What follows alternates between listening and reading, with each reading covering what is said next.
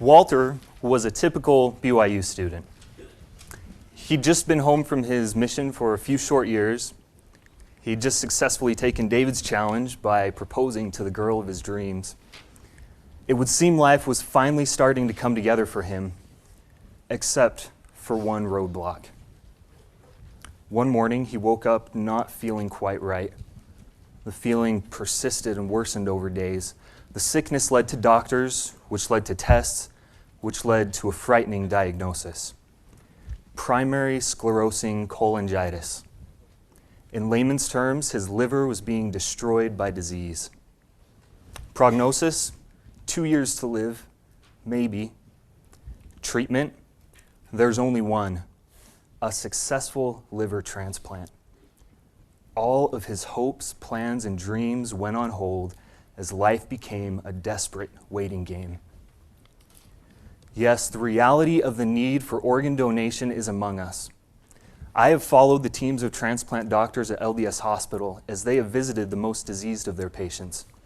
I have sat in the hospital waiting room as families eagerly wait, only to learn that the expected organ was not a match for their dying loved one.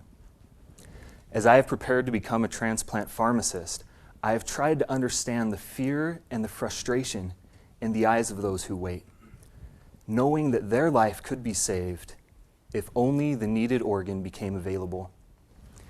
And I have seen the unspeakable joy when a miracle occurs and life and health are restored. In our day, God has provided us with a knowledge of medicine that would allow us to save many of those like our fellow BYU student. Why then do many still pass away?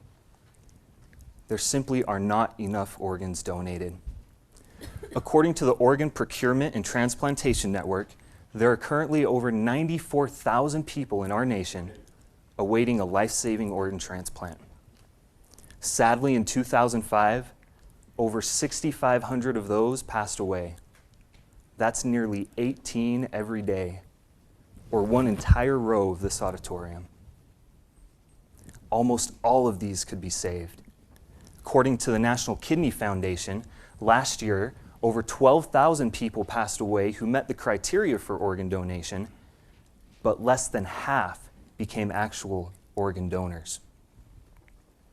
Many myths have persisted regarding organ donation that may be keeping you from deciding to do it. Let's take a look at just a few of these.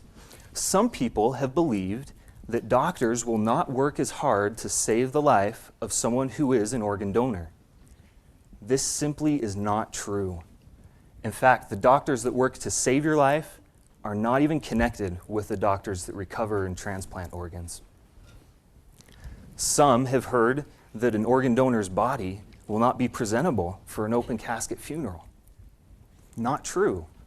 Their bodies are treated with respect, and nothing occurs that would make them unpresentable. Perhaps you've heard of the exorbitant costs involved in organ transplants. Luckily, none of those costs fall upon the donor. It's completely free. Some within the church have assumed that organ donation may be contrary to LDS doctrine or belief. When he was dean of the University of Utah School of Medicine, Elder Cecil O. Samuelson made this statement concerning the church's position. The church has no official position on organ transplants. As I have been involved, I am often reminded of what Peter and John did when they met the beggar who asked for funds but instead was healed. To the one in need, Peter said, "Silver and gold have I none, but such as I have, give I thee." The matter of vital organ transplantation deserves prayerful consideration. Perhaps the most common and persistent myth is among those who support the endeavor, those who think their organs will be donated, but in fact, they will not. Some believe that simply having donor checked on their driver's license is sufficient.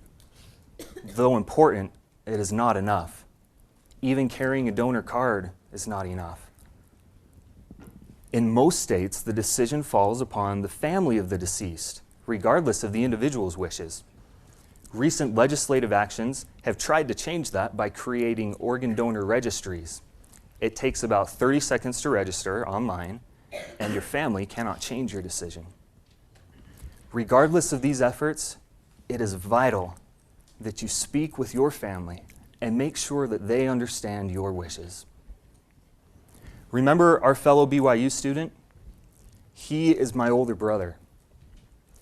He spent 4 months in the hospital, each day expecting to die. One summer evening, a man in our own community was involved in a terrible accident. But that man's liver has sustained my brother's life for the last 7 years. He now has a family of his own as a direct result of that one man's decision to donate his organs.